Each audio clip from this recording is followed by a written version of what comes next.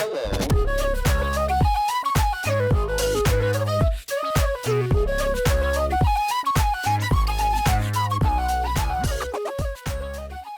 you go. It's everyone, good team, Tashiv, and welcome back to episode number 145 of the Inline G Flute podcast with me, your host, motherfucking Inline G.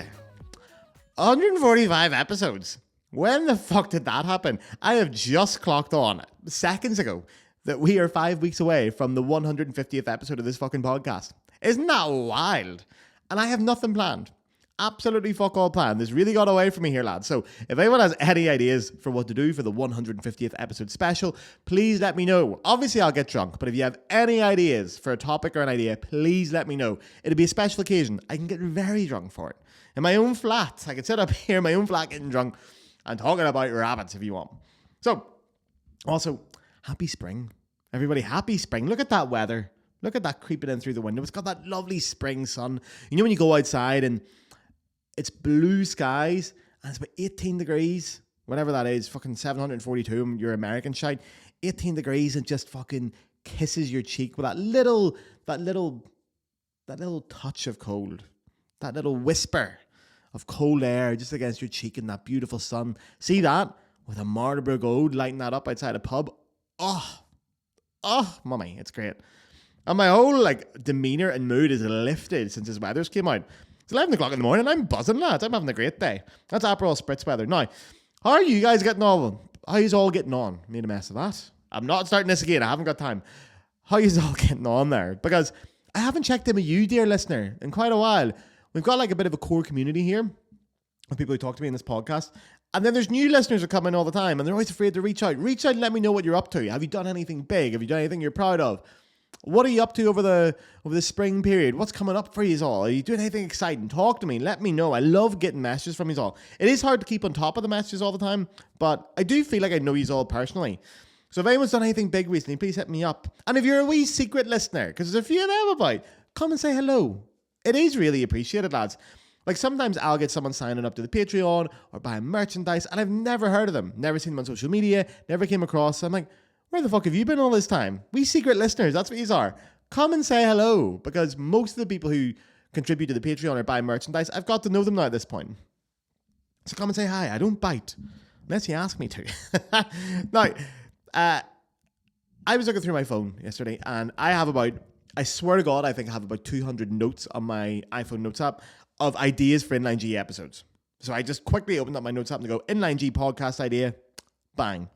Now, usually most of these notes are made at you can see the time on it. It's fucking 2:27 a.m. on a Saturday morning. I'm that's been standing outside the pub going, fuck, that's a great idea. Man, that'd be a great podcast. Obviously, it won't. Absolute shite. And I also make suggestions of all the episodes you guys suggest because you have some belters. So keep them coming. And someone recently had asked me to do an episode on the role orchestral playing plays in that traditional hierarchy of a career as a flute player.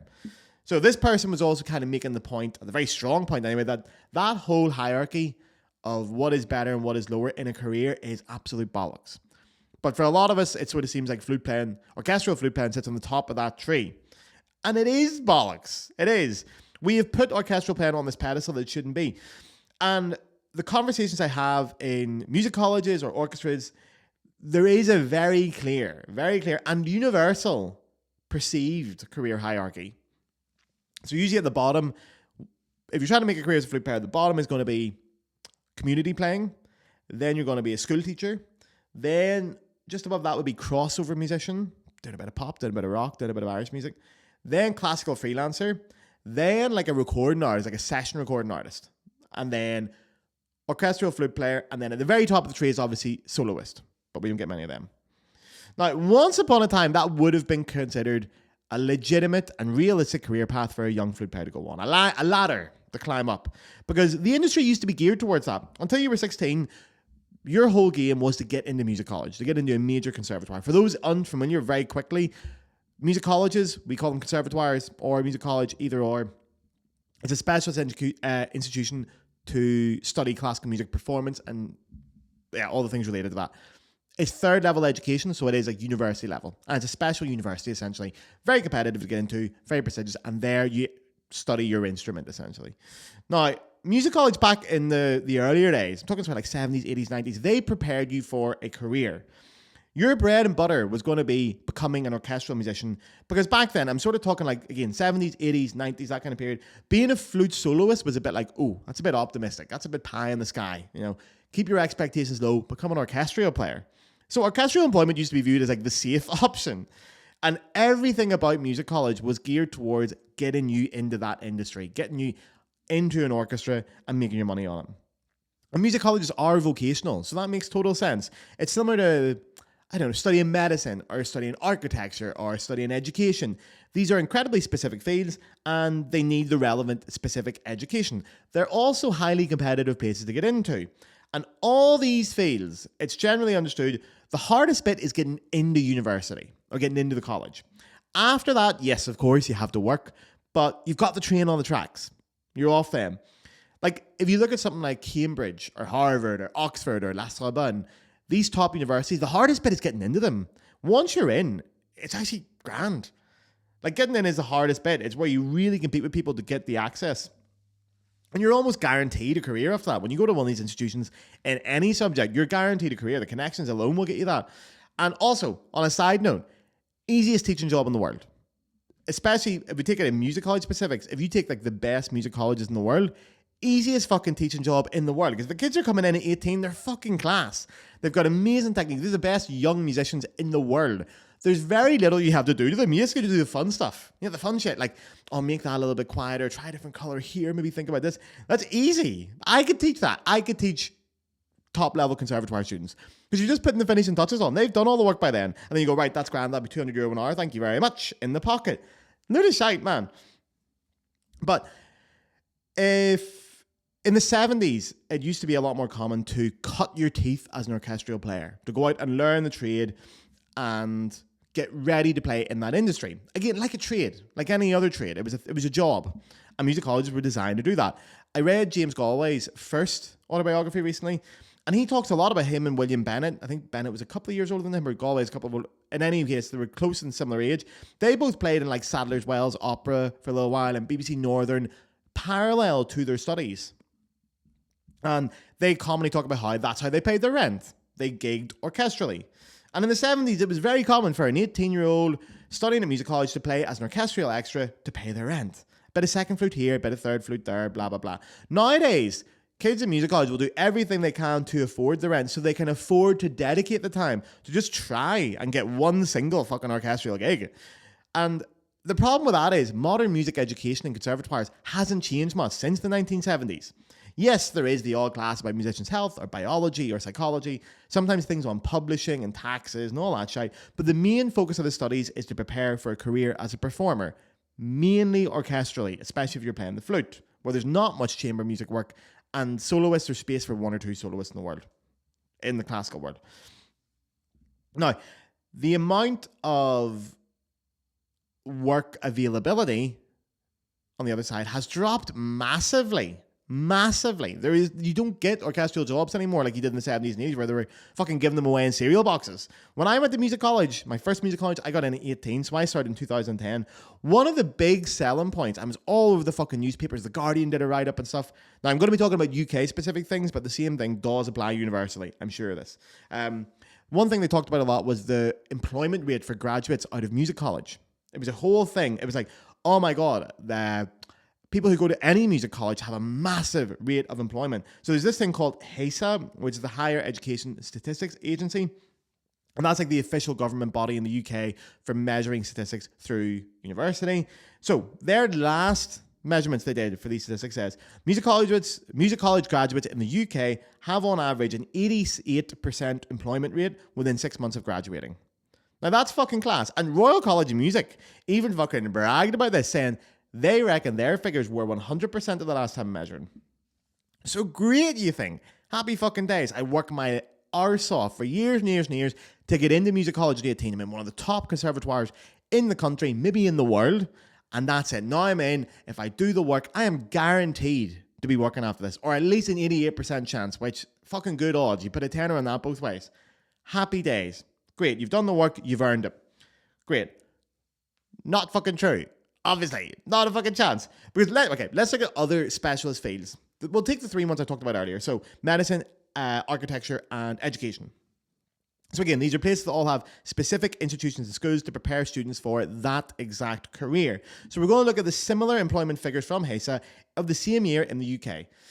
So medicine graduates, 95 to 99% find employment within 6 months of graduating. Architecture students, between 88 and 93% find employment after graduating. And within education, it's 90 to 95%. Now, these are fucking great numbers.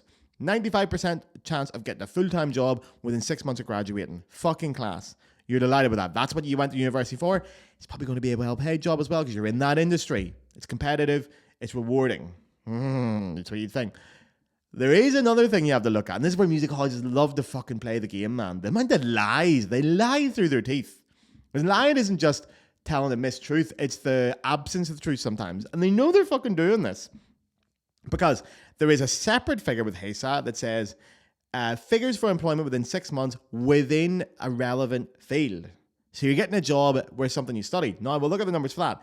Medicine is 90 to 97%. So whenever they graduate, 97% of students will go into the medical field with full-time employment.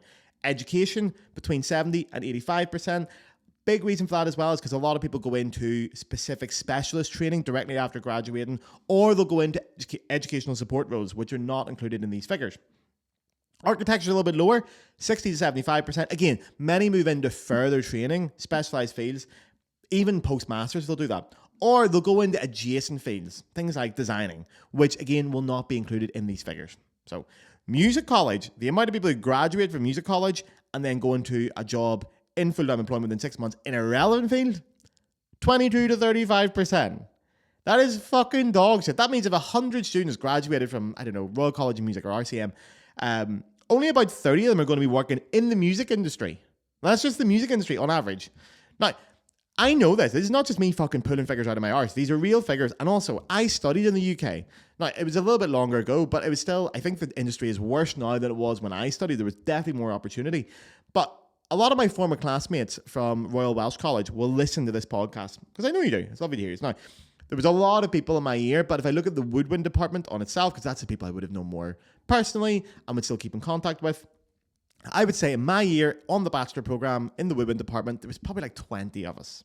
4 to 5 per instrument, something like that. Now, I would keep in contact, or at least have some kind of contact with pretty much all of them. And working full-time as performers, which is what we were primarily trained to do, I don't think anyone's doing it. I don't think anyone's making their entire income off performing. I could be wrong, lads, but I don't think I've seen anyone do that. Even the people who are still working within the music industry, so even like music education or publishing or all these kind of other roads, I'd say maybe a quarter. Maybe even a quarter. But so that, like the figures when they came out from HESA, they don't surprise me. And I know why it's so low as well. And this is the main fucking point about this. Again, lying through their teeth and twisting things around. They know how to play these figures. That is a disgrace of a figure, by the way. Boasting that music college employment graduate rates is like 97% is a fucking lie.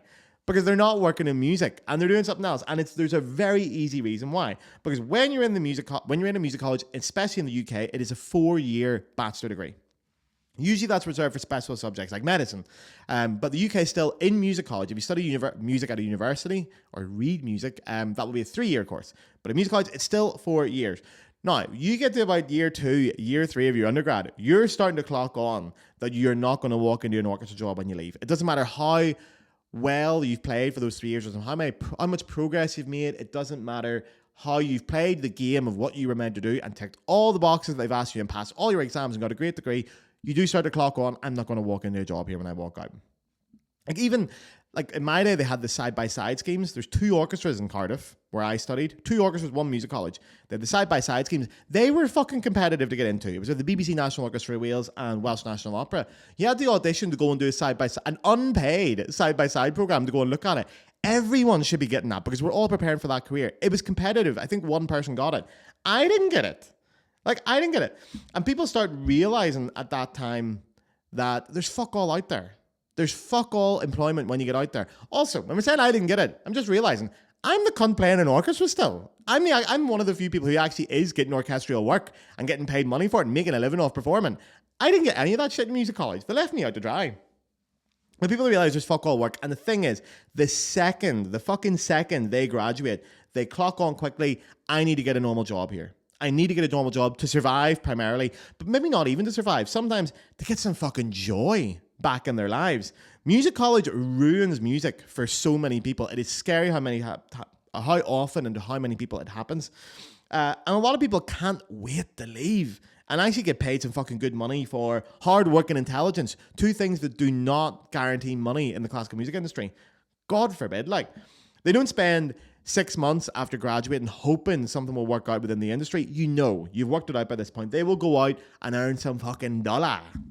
Get those dollar bills, because music college graduate rates, they are very high for employment directly after, because so many people are desperate to get away from that industry as quick as fucking possible and earn money while doing it.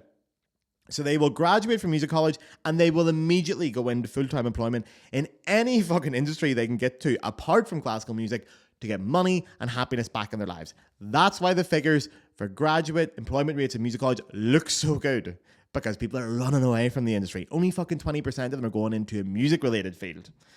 And those people, sorry, fuck, hope the audio listeners didn't get a big smack there. There's a big slurp on that for the audio listeners as well. Sorry, lads. Oh, it's ASMR there. Even that's giving me the ick.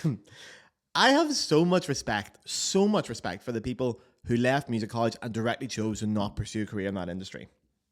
As I held on for a long time in the industry with this like veil of artistic integrity.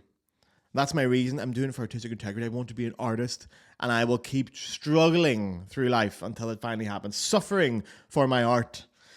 And okay, great. Now I make a living off music, and it is great, and I make a good living off it. I have a nice mixture between teaching, orchestral playing, chamber music. The other little bit is like minor solo work, some Irish music. It's great, but that's only came together in the last year or so. I'm 33 now. I graduated music college in my bachelor 11 years ago, and my master is fucking 8 years ago. I've been out in the real world for a fucking long time. And the one thing that kept me going for all these years, really, if I really be honest with myself, ego. Sort of ego. We're going to play this. We're going to play on this because it's not what you think it is, guys. So ego does play a massive role in classical music. An inflated role in classical music. It's also one of the contributing factors, major contributing factors, in my opinion, to the rampant abuse within the industry. But we're going to talk about ego, okay?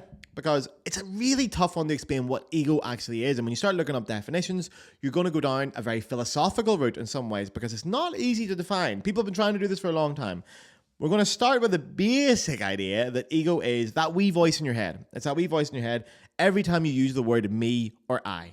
It's when you're talking to yourself or talking about yourself. You're aware of your own self in comparison to the word, your sense of self. And again, there's a lot of definitions for this, but that's the basic gist. Now, Freud, we all know Big Freud, wanted to write his man. He had a lot to say about ego, and we're going to talk about that now. But you know what? Before we get into the balls of this podcast, we get to take it out for dinner and buy it a drink. Before we get to that, I'm going to do the Patreon read. So regular listeners, you know what the crack is here. There's going to be a little chapter, skip ahead. If you're new around here, or you just enjoy the sound of my voice, please consider sticking around for one more minute before we get on with the podcast.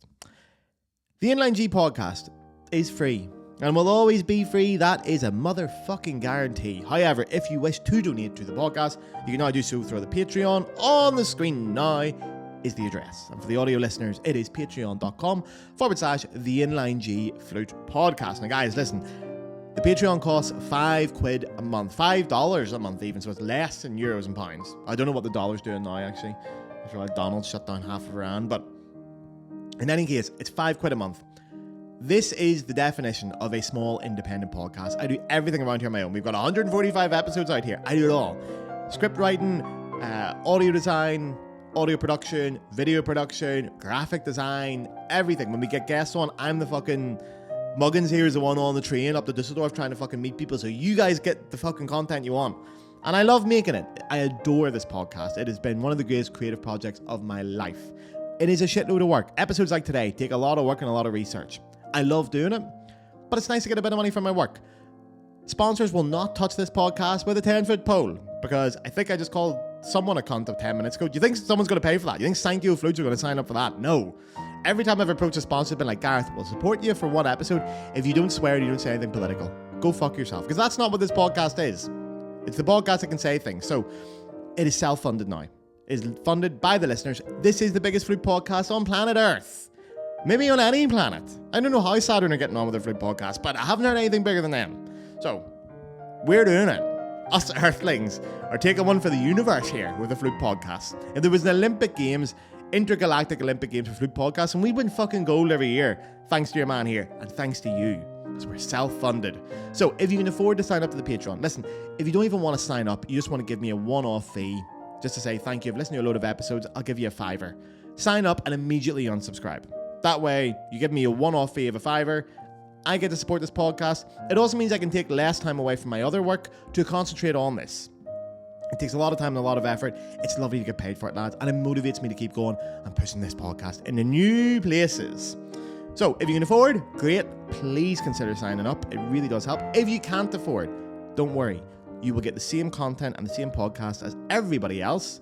It is a system based on kindness and soundness. Thank you very much. Now, when we're going to talk about Sigmund Freud here, it is also very important to mention that a lot of things that Sigmund Freud theorized back in the day are now considered redundant in psychoanalysis or psychology circles. They are at least precursory, or maybe at best precursory. Now, Freud is often looked at as the father of psychoanalysis, and he theorized when it came to ego, and we talked about that being the voice in your head, there was actually 3 distinct voices in your head. So you have the id, which is... Well, no, we'll go through. There's the id, the ego, and the superego. I'll give you that first. Now, the id, that's the voice that is incredibly impulsive and instinctive. That's the voice in your head that goes, I want this now. It's that one. Often the id is going for things that feel good or are things like hunger or desire or comfort or pleasure. It's things that go straight to that. I want to eat that kebab. I want to smoke a cigarette. I want to drink pints. I'm talking about my id here, by the way. You got a real window into the ego of Gareth Houston here. Cigarettes, kebabs, pints. The id. Sometimes the id's taking the fucking controller here. Sometimes the id's flying the plane up here with me. But that's grand. Now, the second voice you're going to hear in your head, which usually follows up at some point, is the ego. And the ego is the realist. It's the voice that goes, okay, you want that. Is that realistic? What happens if we do that? Can we do this safely? So if I use, I don't know, I want a load of pints. That's the id going, I want a load of pints. Your brain's going, well, Gareth, you've got work tomorrow. The ego will go, you've got work tomorrow. You could be hungover for that. Are you sure that's a good idea? Maybe don't think about it. And then we have a thing called the superego. And the superego is, another word for it is kind of your moral compass. That's the last voice that comes in. Now, it gets developed by your parents, by social norms, by your culture, by your cultural values, by your teachers, by your siblings, by your friends as you grow up. It is incredibly cultural, and it does change universally, quite significantly. Even within cultures it changes. We can see this.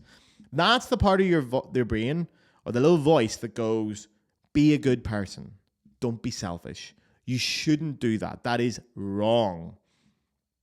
So if I think again to the example of the pints, the superego would be the one going, Gareth, is it really a good idea to be drinking 15 pints? That is not a good thing to do. That is unprofessional of you. That is reckless behavior. Okay? That fucking voice can fuck off. But anyway, you have the id and the superego sitting on 2 opposite sides, and the ego is basically the moderator in between the two. It brings them up. One of the best ways to think about this is when you think back to all those cartoons you used to watch, and someone was making a decision, and the wee devil popped up on one shoulder and the wee angel popped up on the other. The wee devil is the id, and that's the one that goes, here, do that, that'd be fucking class. And the wee angel is your superego, and that's going, don't do that, that's greedy, you're going to get fat, you're going to get sick, blah, blah, blah, blah, blah. You shouldn't be doing that. You're going to be angry at yourself once you do that. And your superego sitting here, and the ego is you. That's in the middle. You listen to a bit of this, you listen to a bit of that, and you go, right, we'll work this out. You know, for example, pints. The id's going, Gareth, go drink 15 pints again tonight. It'd be fucking lovely. And the wee angel here, the wee superego, it's going, you shouldn't do that. That is reckless behavior, and you're going to be hungover, and you're going to be so fucking angry at yourself tomorrow morning that you did this. And me in the middle goes, you know what? We'll go for 3. We'll meet in the middle here, lads. I'll go for a few pints, and I'll mediate this. That's the ego. Now, when we use ego, Freudian ego, it's not the same thing as arrogance, which is often what we mean when we talk about ego, or we say someone is egotistical. It's a synonym for arrogance, essentially. Because even today, I've used the word ego on this podcast in a negative sense, but it is not negative. Neither is it positive. It just is. So how does this play into your orchestral career path? Well, for me, initially, my id, especially when I sort of left music college, the id wanted relief. It wanted peace. It wanted quiet. It craved these things that the classical music industry did not provide for me. Now, the superego, the wee angel, sat here and it went, don't quit, Gareth. That's shameful. You'll be embarrassed. Imagine what people are going to think about you if you quit classical music after the fucking hullabaloo you've made all your life. Imagine what everyone's going to say to you. Everyone supported you all the way through this. You're going to be so embarrassed. And it took me a long time to get me in the middle, to get my ego to mediate those two thoughts and find a way that I could stay in the industry, but purely for myself, not because of shame or guilt. And for a lot of us, that shame and guilt, that starts very young, and it is deeply tied to our sense of identity.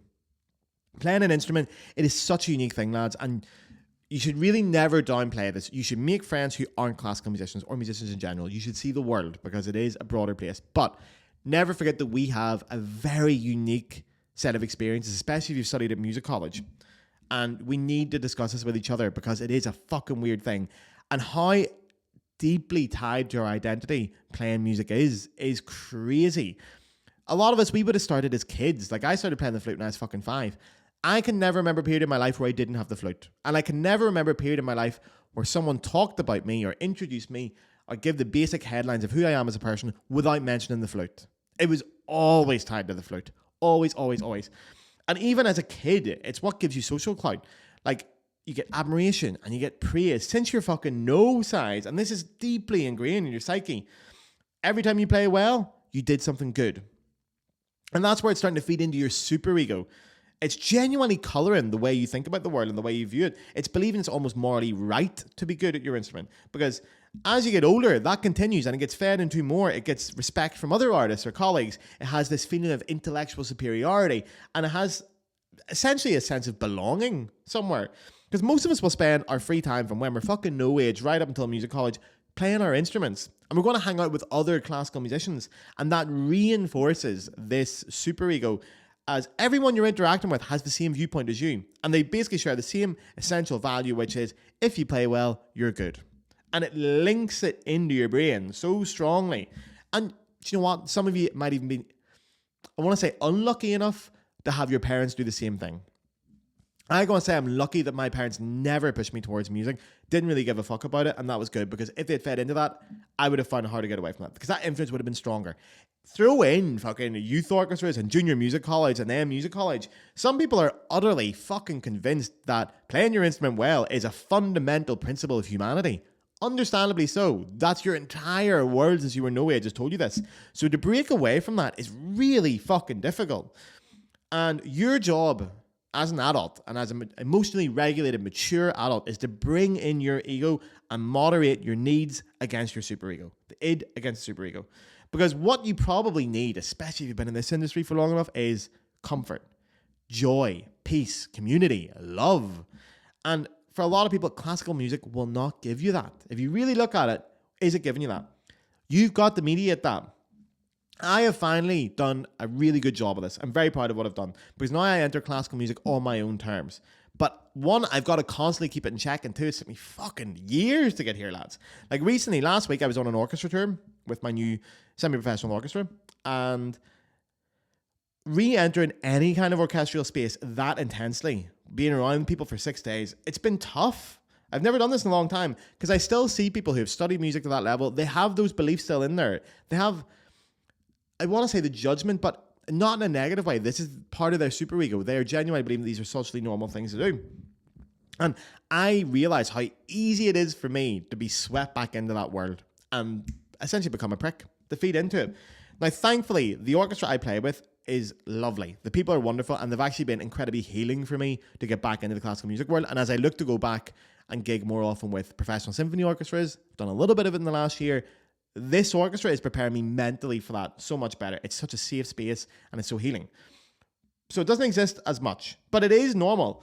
And I have to be really careful to not let myself slide back into that way of thinking. Like, for example, our program on this tour, we're playing next week in a couple of concerts as well. Our program includes the Mozart Flute Concerto, the second one in D major.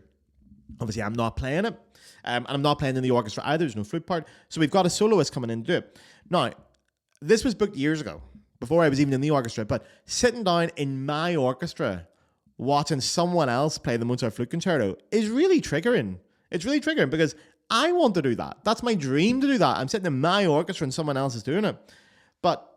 And I can feed my brain initially because I only watched one rehearsal. I watched the fucking Deutsch there. I watched the general rehearsal, and that was the first time I'd seen this soloist play. And I could feel my brain doing it. I had to fucking cut myself on and stop it because I could feel my brain going, jealousy.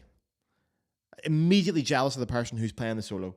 And then that jealousy has to find a socially acceptable way to be expressed, which in classical music is often criticism, because it's constructive criticism. Even if the person is playing fucking amazingly, and you're sitting there going, oh, well, that was shite, sure, I could have done that better, fuck you, haha. And then you feel better about yourself for about 2 fucking seconds. That's your ego running rampant there, okay? Now, thank fuck, I had the feeling coming back after about 1 minute. I could regulate that emotion. I could recognize it, label it, and regulate it. And now, after that, I sat down. I thought, you know what? This wee Polish girl getting up and playing this solo is fucking class.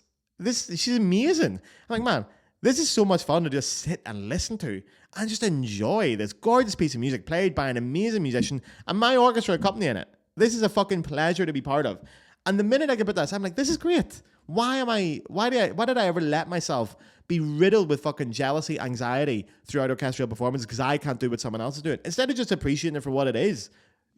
I'm not them, they're not me. They're no better than I am, I'm no better than they are. And I was really proud of myself that I can do that now. And like I said, every time we play the program, I go into the call and I watch her play because I'm like, man, this fucking rocks. It's just a joy for me to listen to someone do that. The way she plays some of her bottom notes, I'm like, oh, man, that is just hitting the button for me. Full of expression, full of life, full of character, really playing Mozart in a way that's so fresh and it's gorgeous. And I don't get any jealousy whatsoever. I'm like, that's great. That's fucking class. I love that. So we often have to ask ourselves, why are we in classical music? Why do we want to play in an orchestra? Does it truly make you happy? And it's why I admire the people who have left the industry so much, because they are capable of putting their own arrogance aside and genuinely listen to their own emotional needs and wants despite any cultural pressure surrounding them. They're the happy people in life. Now, on a final note, I'm playing in an orchestra now. I'm doing much more freelancing, and I've got one small note to add. It is fucking class. Okay, it's amazing. And especially now I'm enjoying it without any fear of scrutiny, playing in an orchestra class. And this podcast episode was not meant to be that. But I do have to be honest. I'm playing Mahler 1 at the minute with a full romantic symphony orchestra. Sitting in the middle of that is fucking transcendental. I lost the love for watching concerts for years, but it's all came back now. That one experience has been amazing. The music is beyond incredible. And I really think every flute player at some point in their life should get the chance to sit in a full orchestra where everyone is given their fucking all to experience that energy. And the better orchestras are better at that. That's what they do. It's that absolute fucking dogged commitment of every single player, sometimes 100 players, to get every fucking note exactly the way they want to get it. All those little things being put together to make something gorgeous, you know. The violins absolutely fucking bang in tune with each other. The bass is playing with like the same little whisper of vibrato. The second oboe maybe leans into some appoggiaturas, giving them a bit of mwah.